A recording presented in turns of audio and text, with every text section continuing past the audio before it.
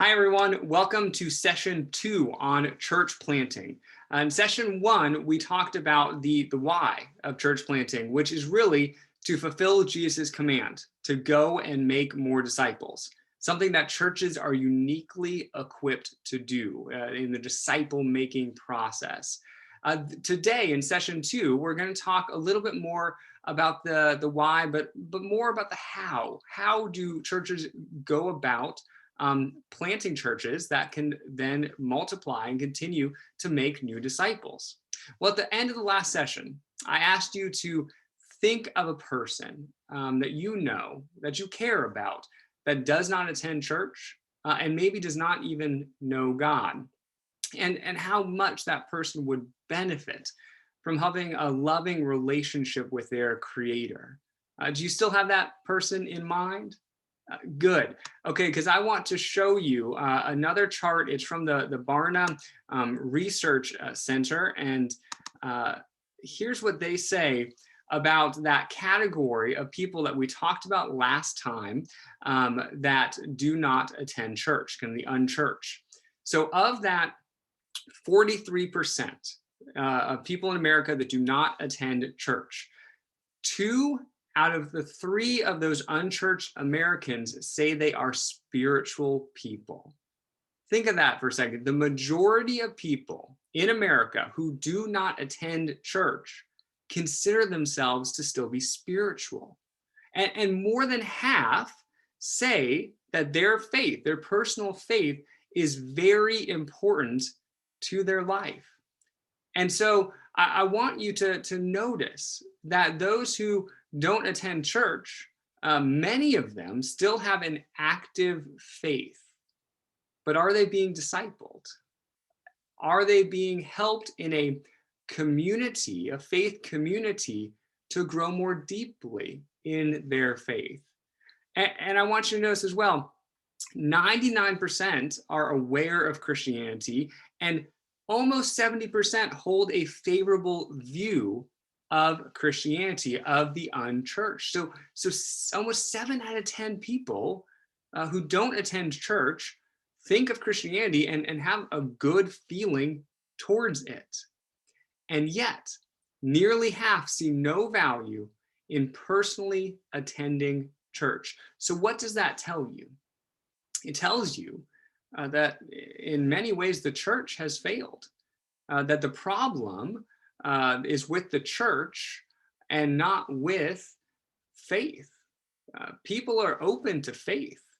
People are open to spirituality, but it is about creating a church that then can meet their needs and take them deeper into that disciple making process that is really lacking and needed in our world today.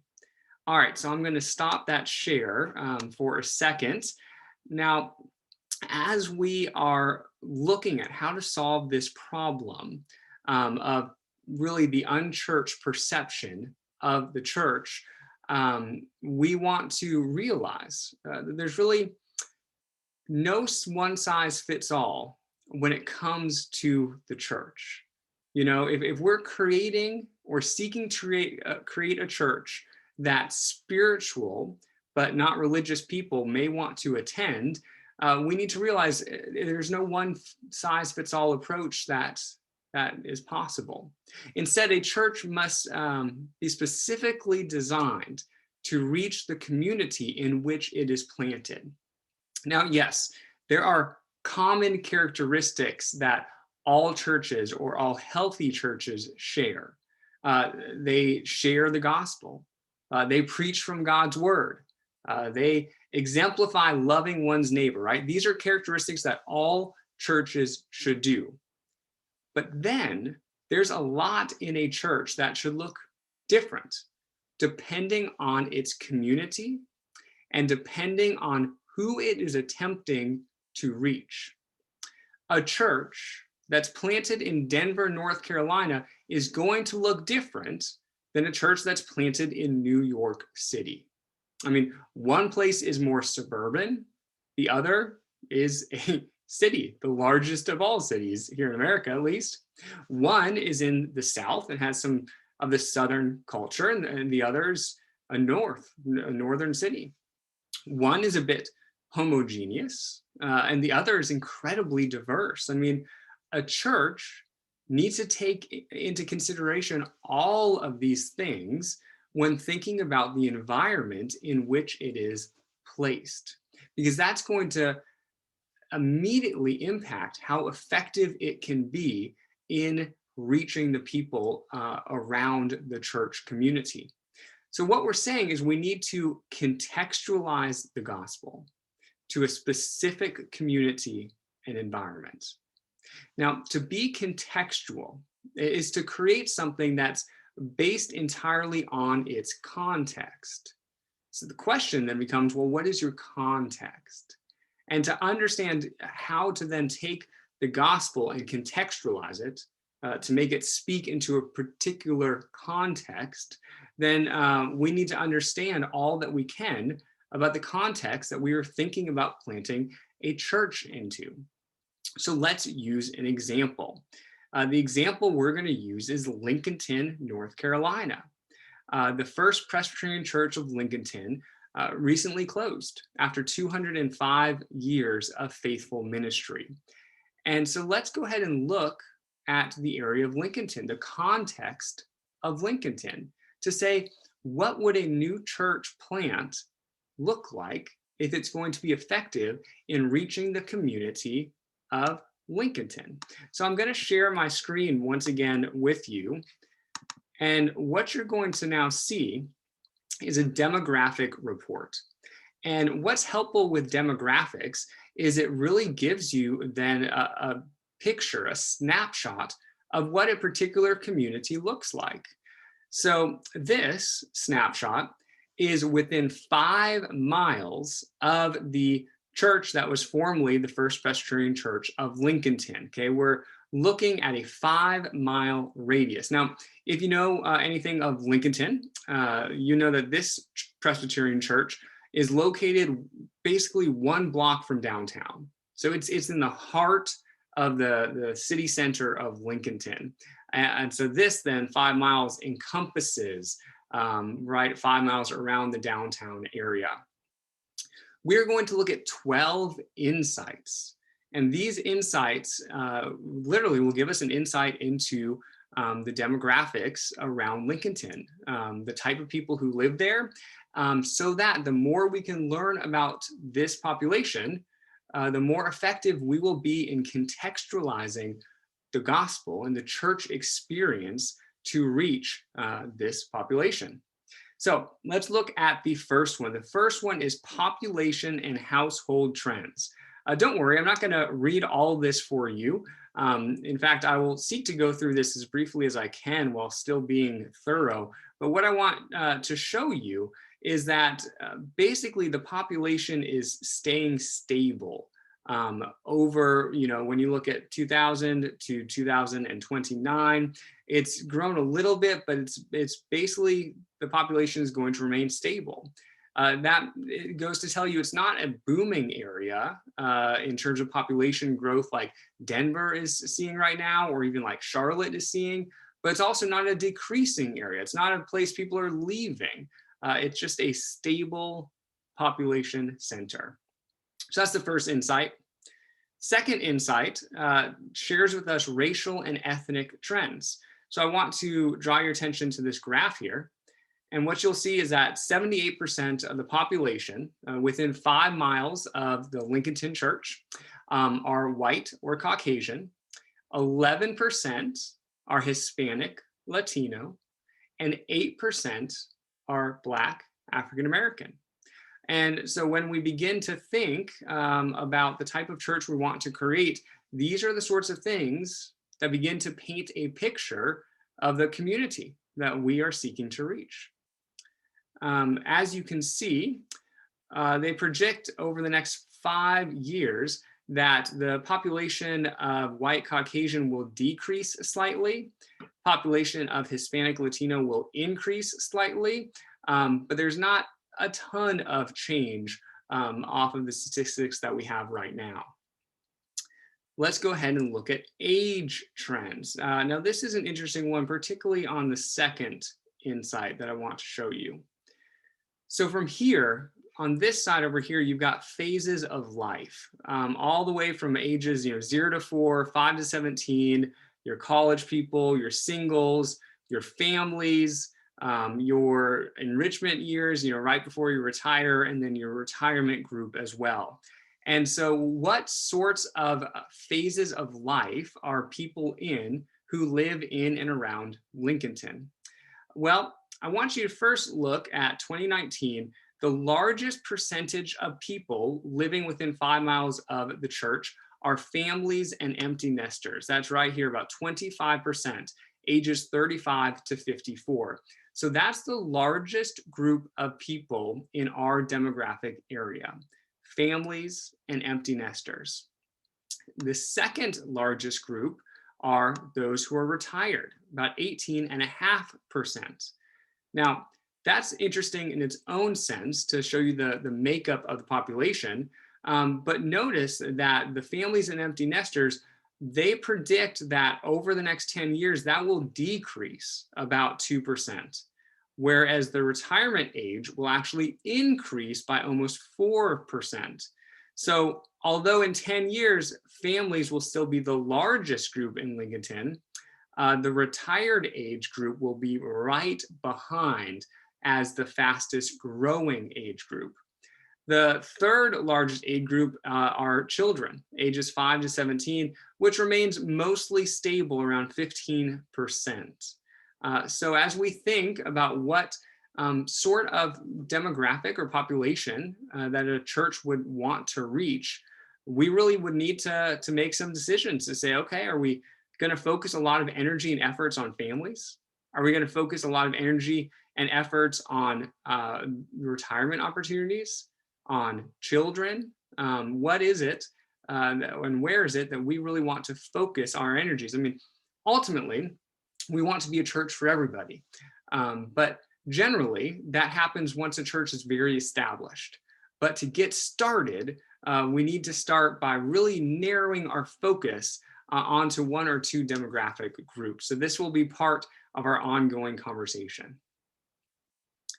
Insight number 4, school-aged children trends.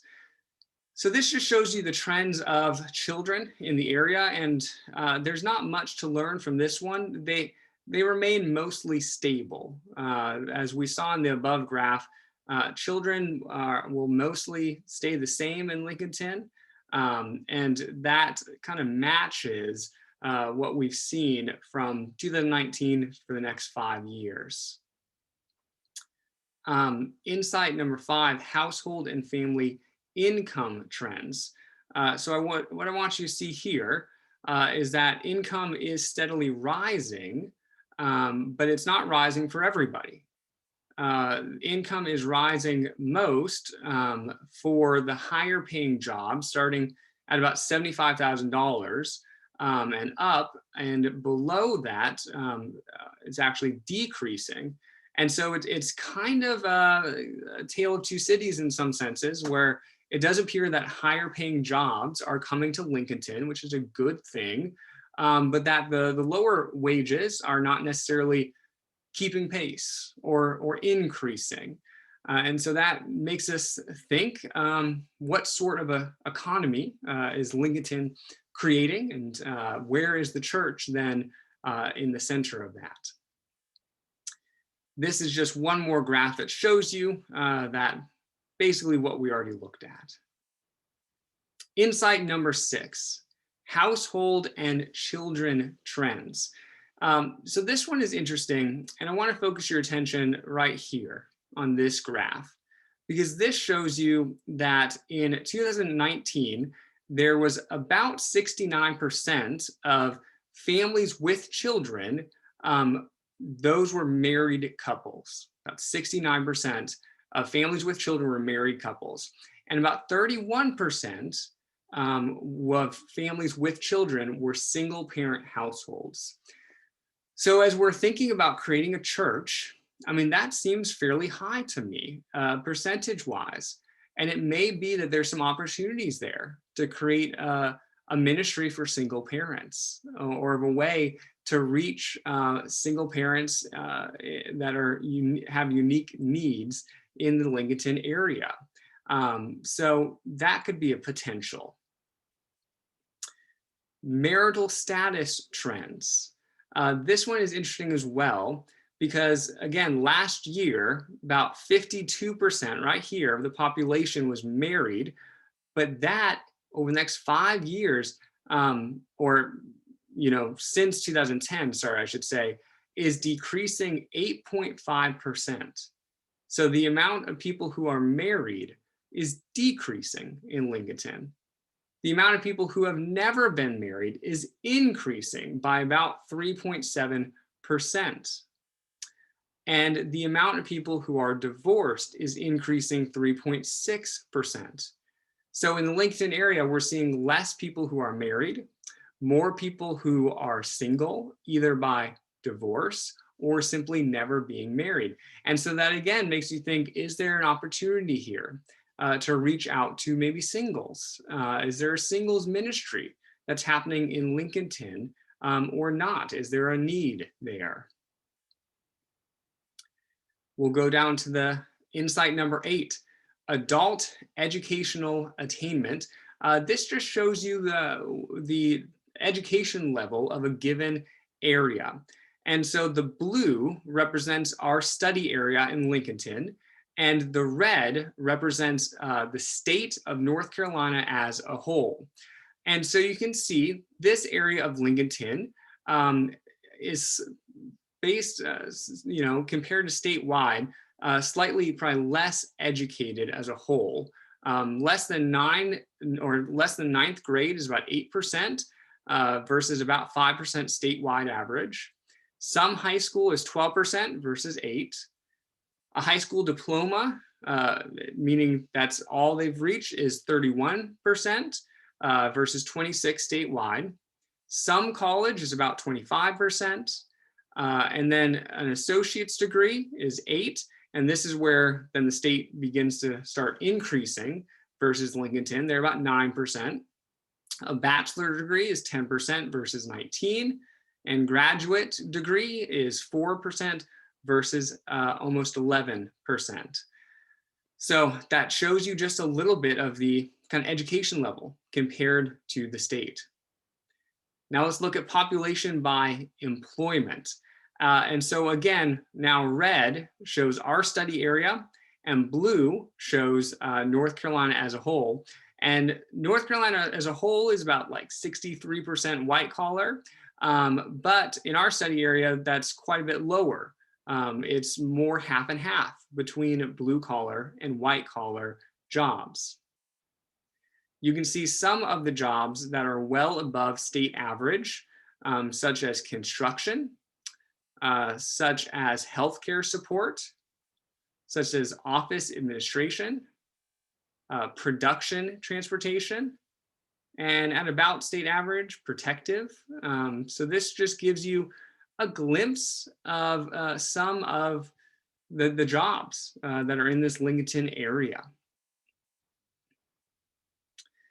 Mosaics. Now this is going to be really interesting, because what a mosaic is it takes the population and then tries to give you even more of a specific idea of that particular population. So what it's done so far is it's shown you, okay, this is the age range, this is kind of the trends, but who are these people in general? And so each of these mosaic segments has their own little bit that you can research and read about that goes more in depth into who this group is. So I've done that, and I'll give you just a brief overview. But the first one, which is about 1,300 people, about 11% of our population area, which is well above state average versus about 6%, is the Golden Year Guardians, the town elders. And this group was really composed of those who wanted to retire more in a small town environment. those who are active in kind of a small town environment and in their golden years specifically sought that out. In each trend, or sorry, in each mini demographic, it also shows you the ways that they receive media.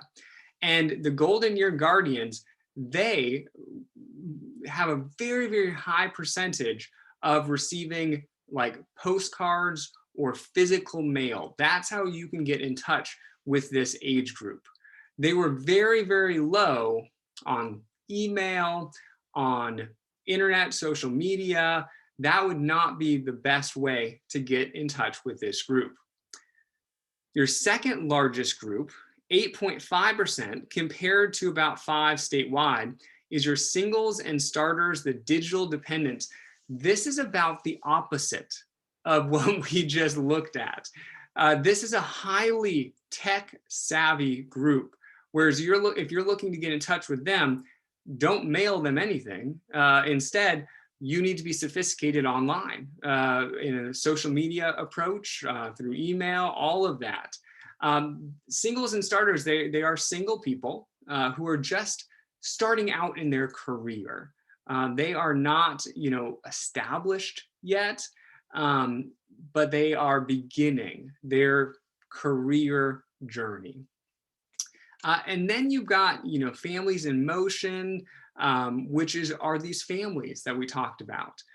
Families that more enjoy kind of small town living, sometimes a little bit more rural, but family focused. And they, in terms of communication, they do a little bit of everything. They do some online, they do some mail, they're kind of in the middle. Those are your largest three. And then you can kind of add some of the boomers in there that are not quite retired, but are nearing there as well. So this is the population makeup of the Lincolnton area that are much more above state average if you look over here. All right, into generations. This we'll just look at very, very briefly. But you can see that the generation that's on the rise is Generation Z. That's probably the fastest growing. And you can see the charts down here, though, that your largest is really a tie between Millennial and Gen X. And then finally, Insight 12, religious program or ministry preferences. So what type of ministries are important to this demographic group? So you can see very important versus modestly important. Things like addiction groups, health and weight loss programs, practical training seminars. You've got crisis support groups, after school programs, family oriented, marriage enrichment, parental development, and personal counseling. So you're seeing themes. This appears to be an area, a group that is very much focused on self-development and wanting to be the best version of themselves that they can be. Adult social activities are lower than what you'd expect. And then kind of basic or average for these next ones. There's a pretty divide in terms of cultural programs and such. Obviously, retiree and senior programs are quite important. You've got Bible studies are quite important, Christian education for children. You've got contemporary worship services and traditional worship services. Quality of sermons is important. I love hearing that. Warm, friendly encounters. These are some of the things that are very important to this sort of group. So that gives you an overview, a brief overview of the Lincolnton area. But this is a first step in contextualizing the gospel. It's getting to know an area and saying, okay, how is this group different from Denver? And what type of church would this area benefit from? What would they really need? Now, what we'll do is that when we get deeper into this, I'll invite people to get deeper into the demographic data. Right now, I gave you a snapshot, but we're going to need to parse this out even more. And so know that if this was of interest to you and something that you want to dig in more deeply to, you'll have an opportunity to do just that. But for now, just be thinking, based off of what you saw, what sort of church would the Lincolnton area tremendously benefit from? And what sort of church would be most effective in creating disciples in that Lincolnton community?